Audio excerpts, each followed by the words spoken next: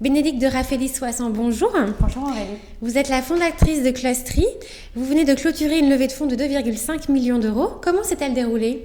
Très bien, très vite. On a avancé de façon très agile en fait sur la levée de fonds. Il faut savoir qu'on avait d'abord levé 600 000 euros il y a un an, à l'époque où j'étais encore seule pour recruter mon équipe. Et donc cette levée s'est faite avec mes investisseurs historiques. Et donc il y a à peu près 6 mois, on commençait à discuter de la prochaine levée de fonds pour accélérer le développement, pouvoir recruter plus de personnes. Donc on a commencé à rediscuter, à avancer doucement en fonction des métriques qu'on avait. Et à partir du moment où on a décidé de lever, en 2 mois, on avait clôturé notre levée de fonds. Donc de façon assez agile et justement en bonne intelligence pour qu'on puisse tous avancer vers des objectifs communs qui étaient d'avoir clôturé cette levée tout début d'année, septembre-octobre. On l'annonce maintenant, mais c'est fait depuis un petit peu plus longtemps, et pouvoir justement sur la fin d'année atteindre nos objectifs de recrutement et de chiffre d'affaires. Avec quels arguments avez-vous convaincu vos investisseurs ?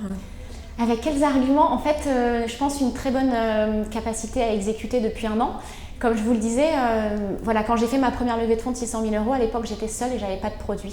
J'ai réussi avant ça à vendre l'outil grâce à des mock-ups vidéo.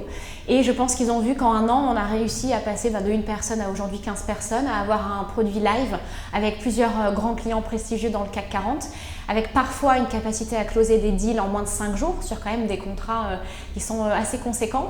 Donc je pense qu'ils nous font confiance, ils ont vu ce qu'on était capable de faire avec 600 000 euros et une petite équipe. Donc je pense qu'ils sont convaincus de ce qu'on pourra faire avec 2,5 millions d'euros et le fait justement de doubler nos effectifs et de renforcer notre position de référent sur le marché de la data HR en France. Quels sont les axes de différenciation de votre outil ? Alors, dans le marché du talent management, il y a 2 types d'acteurs. D'abord, il y a des acteurs vraiment dédiés talent, qui sont des outils de process aujourd'hui, c'est-à-dire qu'ils gèrent du workflow, donc ils ne collectent pas de data et dont le cœur de métier n'est pas d'aider à la décision. Donc c'est un premier type d'acteur, uniquement process.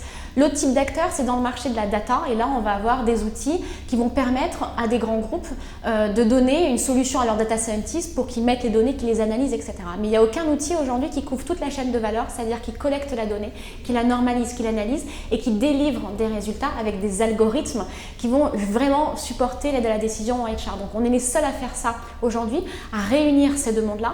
On est les seuls à combiner le big data et la décision HR. Et donc Clustry, c'est la première solution SaaS qui va utiliser la donnée interne dans l'entreprise, mais aussi externe pour fournir un discours de preuve à tout type de décision en ressources humaines.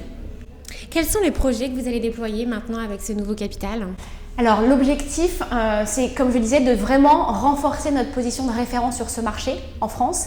Donc pour ça, on va d'abord doubler nos effectifs. Aujourd'hui, on est 15. D'ici la fin de l'année, on aura doublé nos effectifs. Donc on sera une trentaine de personnes. Ça va nous permettre de renforcer surtout les équipes techniques et sales. Et puis aussi d'élargir en fait notre solution à d'autres dimensions RH. Aujourd'hui, on couvre la brique du talent management, mais aussi la brique du recrutement, parce qu'en fait, on est capable d'aller chercher dans les viviers naturels de l'entreprise, donc pas de chasse sur les réseaux sociaux, mais par rapport à ce qui arrive comme candidature dans l'entreprise. Et on va élargir à des briques, par exemple, comme le succession planning ou le compensation and benefits.